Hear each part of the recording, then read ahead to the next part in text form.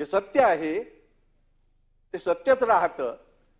दुर्दैव असं होतं की हे सत्याला सामोरं जात असताना आपण करू तेच सत्य असं म्हणणारी जी मंडळी आहे त्या मंडळींना संविधानाचा अभ्यास करणं आवश्यक आहे। आणि म्हणून अधिक राजकीय काही भाष्य न करता मला काही गोष्टीचा इथे मुद्दाम उल्लेख करावासा वाटेल। अनेक सदस्य बोलणार आहेत, प्रत्येकाचा तो अधिकार आहे, कारण तो आपल्या संविधानानेच दिलेला आहे। आणि तो करत असताना कधी कधी सोयीस्कररित्या आपण काही काही गोष्टी करतो। धर्मनिरपेक्षता म्हणजे काय त्याची व्याख्या तरी सांगेल का हो कोणी? धर्मनिरपेक्षता हा गाभा आहे ना आपल्या संविधानाचा। आणि मग एवढी मोठी मोठी भाषणं जी आम्ही ऐकतो आणि मग बाकीचं सगळं याव त्याव सगळं ऐकतो ते काय?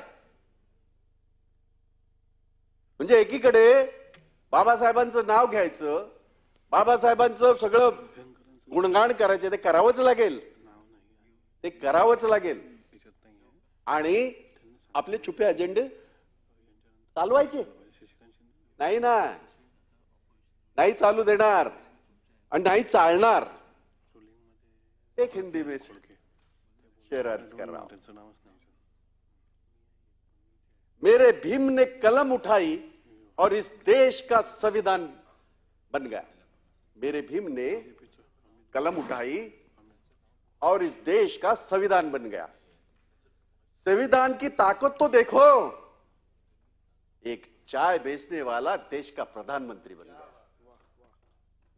ही ताकद आहे हो, ही आपल्या संविधानाची, ही आपल्या भारतीय घटनेची ताकद आहे। आणि म्हणून ज्याचा रेफरन्स मी देत होतो 400 पारचा, या देशाची जनता इतकी हुशार आहे, जेव्हा त्यांच्या लक्षात आलं अरे बापरे हे सगळं राक्षसच डोक्यावर येईल, त्यांनी त्यांची जागा दाखवून दिली, जागा दाखवून दिली। अजून जागा दाखवली जाईल कदाचित भविष्यामध्ये, मला माहित नाही ते, मी त्याच्यावर येणार नाही कारण ते फार राजकीय होईल, म्हणून मी त्याच्यावर येणार नाही, कारण मग मलाही स्वतःला ते अपराध्यासारखं वाटेल। संविधानाचं उल्लेख करत असताना संविधानाच्या व्याख्या बिख्या मी त्याच्यामध्ये जाणार नाही, कारण माझ्या यांनी त्या ताईंनी पण फार चांगल्या दृष्टीने चांगल्या रीतीने सभापती महोदयांनी सुद्धा चांगल्या रीतीने त्या गोष्टी सांगितलेल्या आहेत, त्यामुळे मी त्याच्यामध्ये जाणार नाही।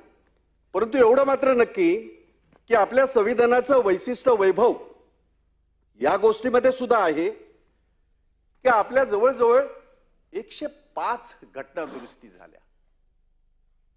आणि हे जास्त महत्वाचं आहे, कित्येक वेळेला काही लोक भाषण करताना आणि फार विद्वान लोक बोलतात तेव्हा फार मनाला वेदना होतात।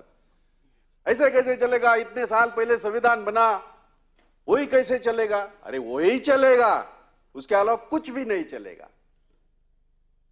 कारण त्या संविधानामध्येच त्याच्यामध्ये तरतूद आहे, एखादा कायदा, एखादा काळानुरूप त्याच्यामध्ये बदल आपण करू शकतो। आणि असे 1 2 नव्हे 105 बदल आपण आपल्या संविधानामध्ये केलेले आहेत। याचा अर्थ आपण संविधान बदललं का? तर नाही, संविधान बदलण्याच्या ज्या भाषा करणारी जी मंडळी आले ते संविधानिक चौकटीत बसून करतात आहेत।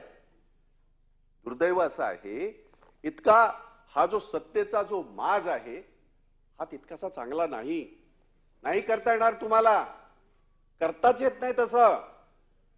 आणि म्हणून आता मी त्या काही बदलांचा मला मुद्दाम इथे उल्लेख करावा लागेल, त्याला पार्श्वभूमी आहे, ऐतिहासिक पार्श्वभूमी आहे, आणि तुम्हाला आणि आम्हाला सगळ्यांना या गोष्टीचा अभिमान वाटला पाहिजे।